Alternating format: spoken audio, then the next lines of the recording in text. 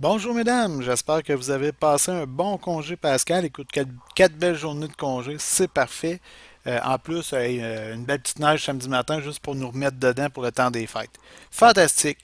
Écoutez, la raison pour laquelle vous recevez ce courriel, c'est que nous allons bientôt effectuer le deuxième dépistage afin de valider si notre enseignement a aidé nos élèves dans nos classes à s'améliorer en mathématiques. Donc, pour ce faire, le deuxième dépistage est sur les parties des sphères qui ont été un petit peu plus problématiques, autrement dit, où les élèves avaient un peu plus de besoins.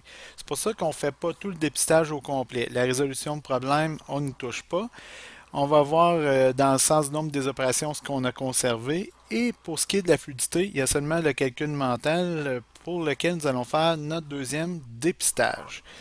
Donc, comme vous pouvez constater, c'est similaire comme mise en page. Les numéros sont pratiquement pareils. Certains changements en termes de nombre aussi dans l'ordre des numéros. Question là, que ce ne soit pas du copier-coller pour les élèves. Ensuite de ça, ici, nous avons le sens du nombre, le corrigé. Donc, vous pouvez constater encore une fois que le corrigé est facile à regarder. Donc, ça va être rapide pour vous pour faire la correction. On a le sens des opérations avec bien sûr les régularités, comme on a vu, c'est très important. Ici, vous avez des suggestions, donc pour expliquer là, les régularités, entre autres, là, puis il y a aussi d'autres places pour l'approximation. Bien sûr, vous avez un excellent jugement professionnel, donc vous regardez si la réponse correspond à ça. Et comme vous le savez, nous l'avons utilisé lors du premier dépistage. Nous avons notre fameuse grille. Ici, j'ai rajouté les couleurs avec les cotes qui vont. Dans le sens du nombre, nous regardons les nombres décimaux ainsi que les fractions. Dans le sens des opérations, l'approximation et la régularité. Donc, le dépistage va être plus simple à faire et va prendre moins de temps. Ensuite de ça, comme je vous ai mentionné pour la fluidité, seulement le calcul mental. Vous avez encore votre échelle ici dans le bas pour le calcul mental.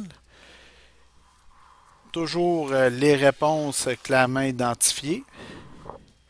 Et finalement, vous aurez ici le tableau à remplir. Donc, calcul mental, c'est sûr que vos élèves vont être dans le vert et dans les autres sphères également.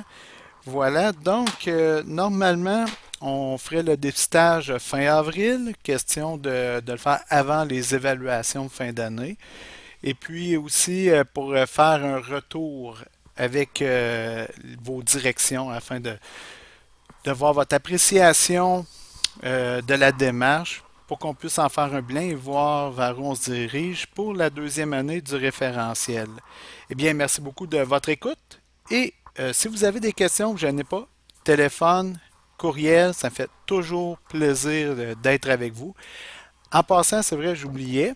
Comme vous avez vu, puisque le sens du nombre des opérations l'a coupé en deux et que ça vous a pris approximativement 50 minutes le faire, eh bien, normalement, vous devriez vous en tirer à peu près à 30 minutes. Et pour ce qui est du calcul mental, ben, je dirais approximativement 10 minutes si on se réfère au temps que vous avez que vous m'avez donné pardon, au début de l'année. Donc 40 minutes, on devrait être correct pour tout faire le travail. Je vous remercie beaucoup et si vous avez des questions, vous ne vous gênez pas. Bonne fin de journée.